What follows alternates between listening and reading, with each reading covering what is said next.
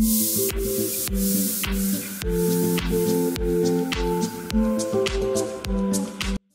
tout le monde, aujourd'hui je vais vous présenter un documentaire qui est sorti sur Netflix le 5 février. Donc c'est le documentaire sur Chat, les rois du web. Savoir que c'est un documentaire sous-titré en français vu que ce sont des Américains et fort heureusement qu'il y a les sous-titres. Dans les premières minutes de visionnage, je me suis dit c'est peut-être malsain de regarder, je sais pas. Et puis finalement il y a plus de bons que de mauvais. Malheureusement tout ne peut pas être rose, mais cela reste mon avis personnel, libre à vous de penser ce que vous voulez. Le documentaire commence par parler de la création Internet en 1991. Internet est accessible au public et très rapidement les chats ont fait leur apparition. Aux USA, le rapport avec les chats est vraiment une autre culture. Cela n'a pas autant d'ampleur qu'en France. J'aimerais juste être en Amérique pour ça. Bon, après, faut pas exagérer non plus, mais c'est une autre culture. On rencontre Jackson Appill qui a fait justement une étude qui l'a mené à une exposition, donc comment les chats ont pris Internet. On apprend que le premier chat sur Internet en 1998 n'était pas une photo, mais plutôt un chat dessiné avec des lignes ondulées, des petites parenthèses et des points nommés GeekQ, je sais pas comment ça se prononce, je vous l'écris ici et je vous le fais voir. Mais je me souviens de ces petites animations qu'on avait sur MSN autrefois. Et on nous parle aussi d'un phénomène dont je ne connaissais pas et je trouve ça vraiment incroyable. C'est le projet The Infinite Cat Project et c'est Mac Stanfield qui a pris en photo son chat en train de regarder un chat sur son écran d'ordinateur. Et en fait, d'autres personnes ont fait de même, ce qui fait que 1801 chats se regardent à l'infini. Mac a beaucoup apprécié à partager à travers le monde avec tous ses chats. Et c'est vrai que je trouve le concept assez drôle et incroyable. Le site d'ailleurs est toujours disponible, je vous laisse l'adresse ici. Puis en 2004, sur internet, il y a déjà des chats célèbres, mais ils sont sans identité. On partage les photos sur des forums, sur des sites. Sur 4chan, il y a l'apparition des lolcats. Pour ceux qui ne connaissent pas, en fait, ce sont des images accompagnées d'écritures plutôt atypiques. L'écriture, on dit ce que pense le chat dans sa tête. Enfin, c'est lié beaucoup à l'imagination. Et durant la période des lolcats, il y a eu l'arrivée de YouTube. C'est en 2010 qu'arrive Instagram. On fait aussi la rencontre de Pamela Chan. Donc, c'est une directrice artistique chez Instagram qui étudie l'ampleur des chats sur Instagram. Et pourquoi autant de comptes, pourquoi autant d'intérêt envers les chats. Mais vraiment ce que j'apprécie lors de ce documentaire, c'est qu'on fait connaissance avec plusieurs personnes qui ont vraiment différents statuts. Ça peut être les influenceurs, ça peut être des gens qui gèrent Instagram, qui ont géré des choses sur internet, qui gèrent des musées. Et je trouve ça vraiment très enrichissant. On peut voir aussi certains shootings, observer le comportement des chats. D'ailleurs, les images sont vraiment très belles. Bien sûr, on fait connaissance, comme je disais, avec plusieurs comptes Instagram. Donc, il y a des témoignages plus ou moins longs, mais cela reste percutant. Alors, premièrement, on fait la connaissance avec le maître de Lil Pup, un chat qui est malade avec une maladie osseuse assez rare. D'ailleurs, c'est le seul chat qui est atteint de cette maladie. Donc son message principal, c'est communiquer une lueur d'espoir, être une source d'inspiration. Et sincèrement, je pense qu'il a parfaitement réussi. Il a tout d'abord créé son compte grâce à ses amis qui l'ont poussé juste pour partager. Et finalement, il est arrivé à un succès de fou. J'ai beaucoup apprécié son témoignage. Il a vraiment un rapport terre à terre avec le succès. Il se préoccupe avant tout du bien-être de son chat. Il fait des partenariats caritatifs.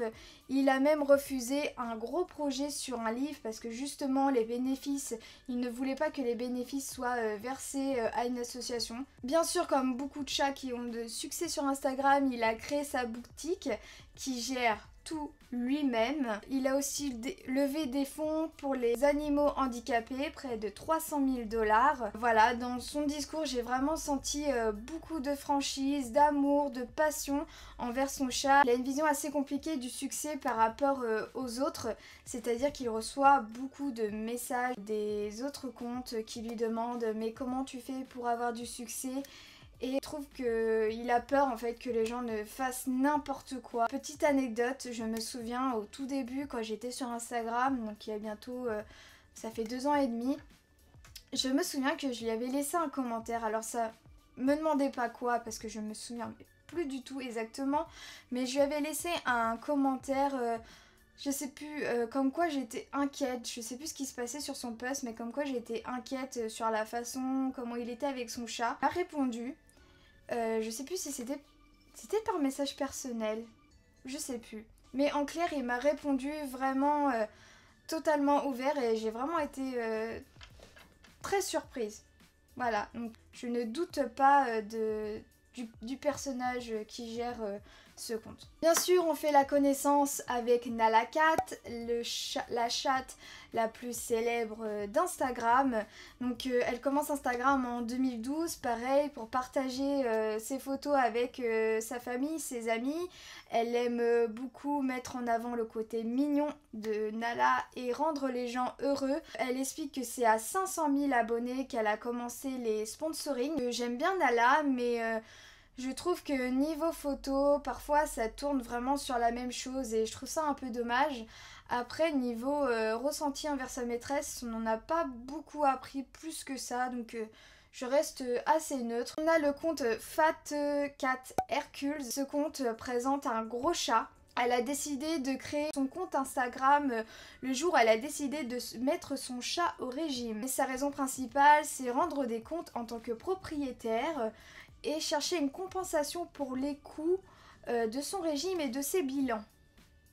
Sincèrement, intuitivement, je n'ai pas senti du tout cette personne. C'est un profil que j'ai pas vraiment apprécié dans le documentaire. Elle parle beaucoup de chiffres, de futurs sponsoring, de buzz, d'avoir sa photo sur Cat Instagram. Elle fait son compte plus par intérêt que par amour. À un moment, elle dit « Oui, j'appréhende le jour où mon chat aura perdu trop de poids. J'ai peur qu'il perd ce truc qui plaît aux gens sur Instagram. » Mais derrière, bien sûr, elle rajoute « Oui, mais c'est quand même mieux pour sa santé. » Ah oui, heureusement. Mais je sais pas, c'est que mon avis, mais sincèrement, je ne suivrai pas ce compte. Je trouve ça un peu malsain. On fait aussi connaissance avec les créateurs de Cat of Instagram. Ce sont uniquement 2 personnes qui gèrent ce compte, c'est incroyable. Aujourd'hui, ils ont 11 millions d'abonnés. Pour ceux qui ne connaissent pas le concept de ce compte, ils sélectionnent des photos de chats sur Instagram de différents comptes et voilà, ils les mettent tout simplement en avant. On remarquait d'ailleurs que quand ils publiaient une photo, ça donnait vraiment une certaine notoriété, une évolution au compte Instagram de la personne, comme Nala Cat, Pudge of the Cat. Donc à savoir qu'il reçoit plus de 2000 propositions par jour. Alors c'est vraiment une grande chance d'être sélectionné sur ce compte. C'est vrai que ça serait incroyable qu'un jour qu'on soit sélectionné. Mais voilà, c'est beau de rêver, mais on sait jamais. Comme je disais, ce que j'aime bien dans ce documentaire, c'est qu'on fait connaissance avec plusieurs personnes qui ont différents statuts. Et là, on fait connaissance avec une agence qui s'appelle The Dog Agency, qui gère des animaux célèbres. L'intéressant, c'est qu'ils expliquent le job. Le job d'influenceur qui peut être un métier à plein temps si on a assez d'abonnés, etc. Bien sûr, on pouvait pas passer à côté, mais on parle d'argent. Alors on a des chiffres. Alors pour les petits influenceurs qui ont entre 20 000 abonnés et 50 000 abonnés, ils touchent environ une centaine à 10 000 euros par post. Et pour les plus gros qui ont plus d'1 million d'abonnés, ils touchent en moyenne 15 000 dollars par post. On va pas se le cacher, mais c'est énorme. C'est énorme. Après, je pense que c'est comme les youtubeurs, tout ne va pas directement dans leur poche. Ça dépend s'ils font appel à XX personnes pour faire un projet. Bien sûr, il y a les impôts, hein, on est auto-entrepreneur. Et voilà, on n'est pas non plus dans leur vie. Je pense quand même qu'ils gagnent très bien leur vie et c'est cool pour eux. Après, les inconvénients, c'est que vraiment c'est un job à plein temps. Il est très difficile de se décrocher. Comme par exemple les week-ends, on peut pas vraiment se permettre de dire je vais pas poster dans ma story, je vais pas avancer. Je pense que c'est très dur de se détacher de tout ça. J'espère que c'est des gens passionnés tout simplement. De toute façon, je pense vraiment qu'il y a plus de passionnés que des gens qui font ça par intérêt parce que c'est très prenant comme métier. Par exemple, Pudge of the Cat qui avoue qu'elle gagne 50% des revenus avec Pudge et 50% des revenus avec Cat of Instagram. Parce que la fille qui gère le compte de Pudge, c'est une des personnes qui gère le compte Cat of Instagram. Avec Pudge, elle a fait justement des pubs, des films hollywoodiens, des partenaires avec des marques qu'elle sélectionne elle-même. Elle sait en fait qu'elle va s'amuser avec la marque parce que les fans vont apprécier, parce que les fans vont savoir que c'est authentique, qu'elle est sincère et justement c'est grâce à cette réflexion que ça fonctionne. Et sincèrement je suis à 100% d'accord avec elle. C'est quand on est authentique, qu'on fait ça avec plaisir, qu'on amène un intérêt envers les gens. C'est comme dans tout, quand on fait tout avec plaisir et non par intérêt, je pense que c'est une énergie qui est au-delà de la vision. C'est vraiment une autre énergie. Ensuite, on fait connaissance avec Suki Cat, qui est un Bengale, c'est un tout jeune compte Instagram. Elle a créé son compte parce qu'en fait elle voulait pas envahir son compte personnel des photos de Suki, ce que je peux amplement comprendre. Suki Cat c'est un Bengale, elle fait principalement des photos dans la nature, le voyage. J'ai été très touchée par la personne et par son histoire parce qu'elle a adopté avant Suki. Elle avait une chatte qui est décédée à l'âge de 19 ans et elle a sorti vraiment un vide en elle. Et c'est là qu'elle a décidé d'adopter Suki. Elle a choisi un Bengale tout simplement par l'énergie du chat pour pouvoir l'emmener en vacances. Et je pense vraiment qu'elle a bien réussi. Elle s'attendait pas vraiment à un réel succès, mais c'est pareil, on la sent vraiment passionnée dans son travail, dans le voyage et avec son chat. Elle a aussi une boutique où elle fait tout elle-même. Elle fait même les illustrations. Je trouve ça vraiment très cool et inspirant. J'ai senti beaucoup d'honnêteté parce qu'elle ne cache pas à ses abonnés qu'elle fait des retouches assez importantes sur ses clichés par rapport à la couleur, par rapport à la couleur des paysages, à la couleur des yeux de son chat. Elle est vraiment très transparente envers ses abonnés. Il y en a qui sont déçus et qui se disent ah c'est un fake, tatati tatata. Mais je suis pas du tout d'accord. Parce que ça représente quand même une grosse charge de travail. Et même s'il y a des retouches, ça reste un travail assez conséquent et ça reste tout de même de la créativité. Presence Chito, pour le créateur de Chito, son chat est une muse, Instagram est une galerie, sa légende correspond à ce qui pourrait se trouver sur le mur et son travail est juste dingue. Je le suis depuis qu'il est sur Instagram. Et pour moi, son travail, c'est tout simplement de l'art. En fait, il fait des montages avec son chat. Et je trouve ça incroyable, je trouve même qu'il devrait avoir plus de succès. Et je suis toujours très très surprise par ses créations. J'ai adoré là sa création sur Halloween et tout.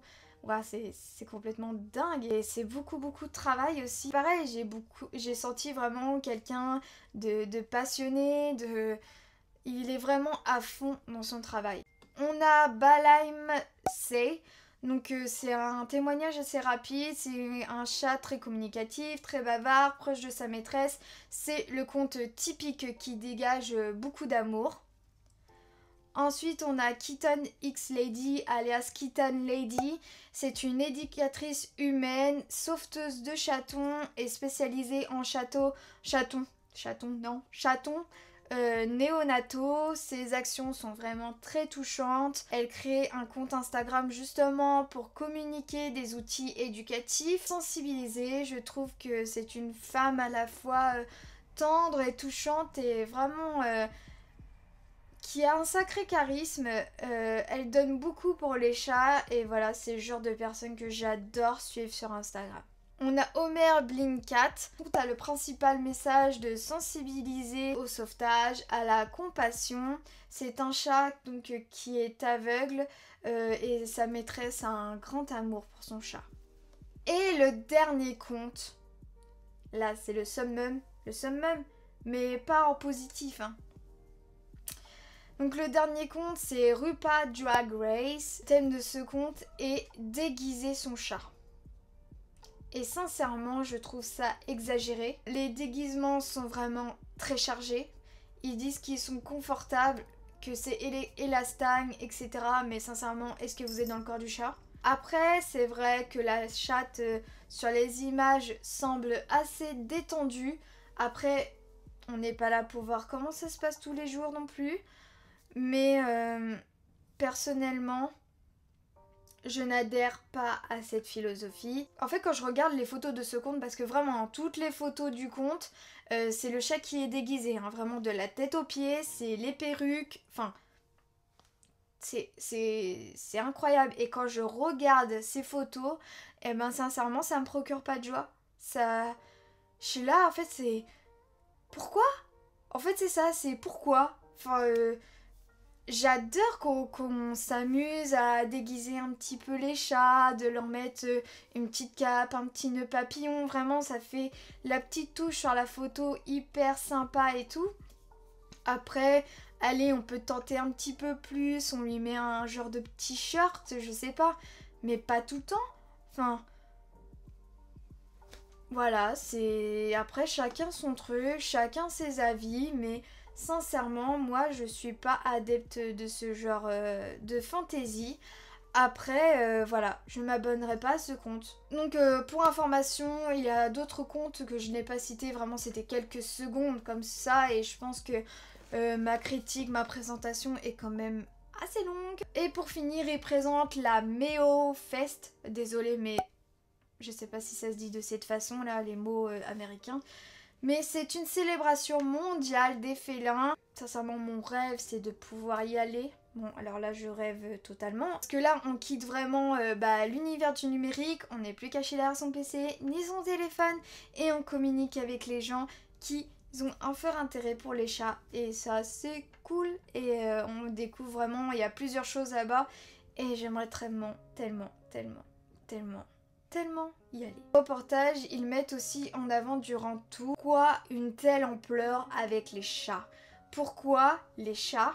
Pour moi, Instagram, c'est juste incroyable pour partager à travers le monde. On s'arrête, par exemple pour les chats, même peut-être pour autre chose, hein, mais on ne s'arrête pas à une langue qu'on ne comprend pas. On s'abonne parce qu'on aime les photos, parce qu'elles dégagent quelque chose. Après, on peut comprendre plus ou moins les légendes. Mais c'est bien plus que ça. C'est une énergie, une émotion, un message. Il précise de ce qui rend une communauté saine. C'est pas forcément les likes, les abonnés, mais c'est le lien qu'on tisse justement avec sa communauté. Je pense qu'il y a plusieurs choses qu'on peut communiquer sur Instagram. Il y a avant tout l'amour, l'empathie, on peut parler de maladie, d'handicap, différence, de créativité, de générosité, le partage, la différence, l'inspiration. Je trouve que c'est vraiment très complet. On est souvent là à écraser Instagram, comme quoi ça nous rend... ça nous frustre mais moi pas du tout. Il faut savoir l'utiliser à bon escient et pas regarder ces comptes qui nous font culpabiliser, mais plutôt ces comptes qui nous inspirent. Et je trouve que on en a grandement besoin de tout ça au jour d'aujourd'hui. On est dans un monde où c'est pas forcément facile à vivre tous les jours.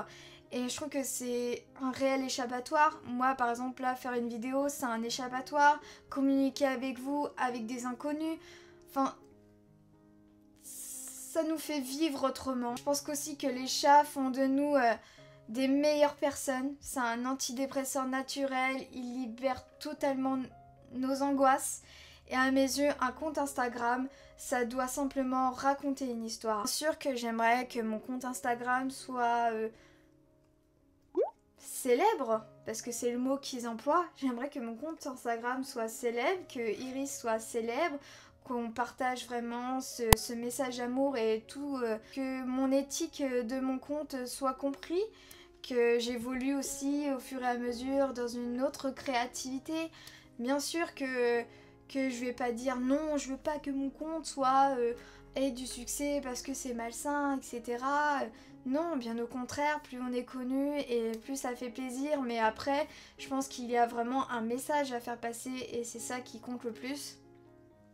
Donc voilà, j'ai été vraiment très absorbée par ce documentaire que j'ai regardé 2 fois parce que j'avais envie, parce que aussi j'avais envie de faire cette vidéo un peu plus poussée. Ça pouvait durer 5 minutes, comme là je pense que ça va durer un certain temps. Vous êtes très courageux d'arriver ici, là. C'est bientôt la fin. Voilà, j'ai vraiment été touchée par les 30 dernières minutes. On sent que là, tout le documentaire prend un sens, que tout s'emboîte et que le message principal est là, que c'est pas quelque chose de malsain comme j'avais peur. De plus, j'ai vraiment été très émue par la fin. C'est la maîtresse de Pudge qui termine et qui raconte son histoire. Elle évoque que grâce à son chat, elle a repris confiance en elle, qu'elle a été dans une période très difficile de sa vie quand elle a adopté. Et elle termine par une phrase hyper vraie que je pourrais m'approprier. Bon, à part, enfin voilà, vous allez comprendre. Je cite, « Elle compte beaucoup pour moi. Plus que la célébrité, elle est vraiment la raison pour laquelle je suis qui je suis. » Je vous laisse sur cette belle phrase. Merci beaucoup d'avoir regardé cette vidéo. Merci, n'oubliez pas de la liker si vous avez aimé, de vous abonner si ce n'est pas fait. Et je vous fais des gros bisous. Prenez soin de vous, prenez soin de votre animal. Et je vous fais des gros bisous et je vous dis à très vite.